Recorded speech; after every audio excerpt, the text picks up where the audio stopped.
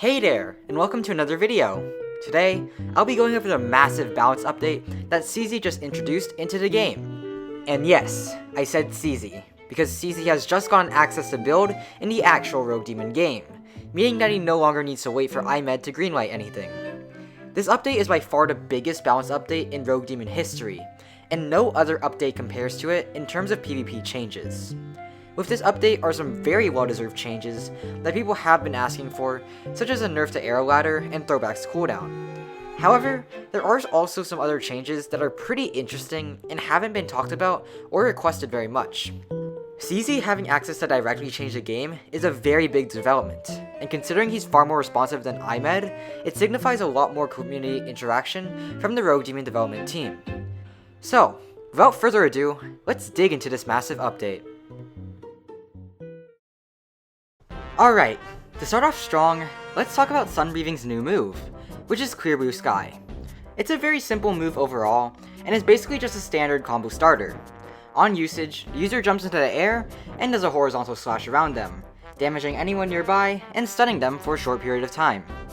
This move is a combo starter and extender, but it's most likely pretty impractical for combo starting due to the startup and obvious animation. However, I can only speculate since I don't have the early access game pass. Clear Blue Sky does 10 damage, which is the same as Thunderclap, guard breaks, and has a cooldown of 10 seconds. Overall, it's a pretty decent addition to Sunbreathing's kit as a basic combo extender, but it's not brokenly overpowered either, so I'm fine with it.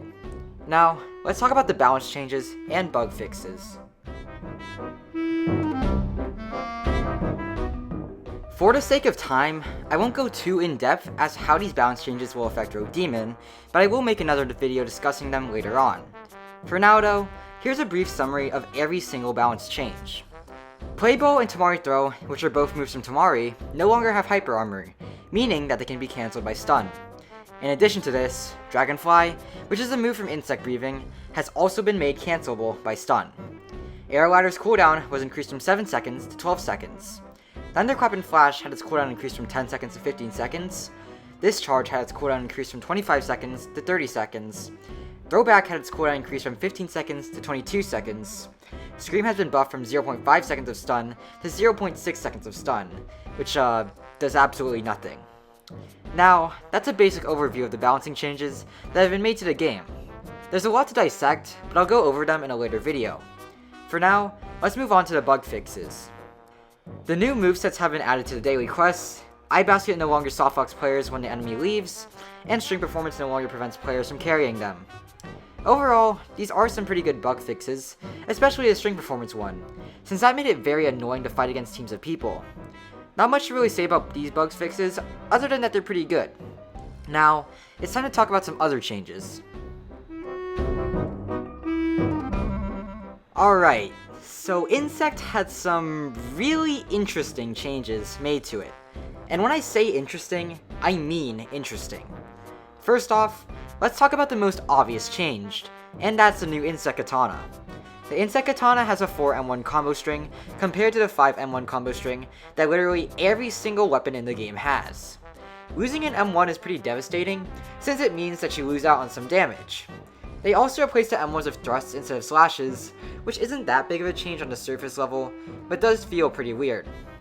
The largest nerf that came to Insect from this update, however, is that it no longer has the ability to move stack, which really sucks. Insect relied a lot on move stacking for its combos, so to take that away is basically gutting the moveset. However, there's at least one sort of good thing to come out of this, and it's that Beasting has been reworked. Before, Beasting was a stab that made your character accelerate. However, now it's been changed to be a guard break that makes your character stab forward after a short charge up time. This move is parryable, but it has good enough range to deal with turtling. I somewhat prefer this move over the old Beasting, though I know that there are people out there who disagree. Let me know what you think of the Beasting rework, since it's definitely pretty interesting. Now, let's move on to the cosmetics. With this update are some cosmetic changes, and to start off, the Halloween cosmetics are sadly no longer obtainable. You can't get them anymore, so yeah. However, to make up for this, there are 3 new emotes, which are Smug, Power, and Sit Down. Not much to really say about these other than that they're just emotes, but it's always nice to have more. As for the other cosmetics, there's 3 new execution effects, which all cost 400 rogue coins, and they're called Explode, Vaporize, and Substitution. It's a pretty hefty price, so you'll probably want to start grinding. Now, let's move on to the daily quests. For the second to last update we'll be talking about, it's a new daily quest in Rogue Demon. If you weren't already aware, there are daily quests in Rogue Demon that reward you with rogue coins if you deal enough damage with a certain move. However, with this update, 𝓥𝓲𝓭𝓮𝓸 has just added an extra kill quest, where you can execute a certain number of players to obtain some rogue coins.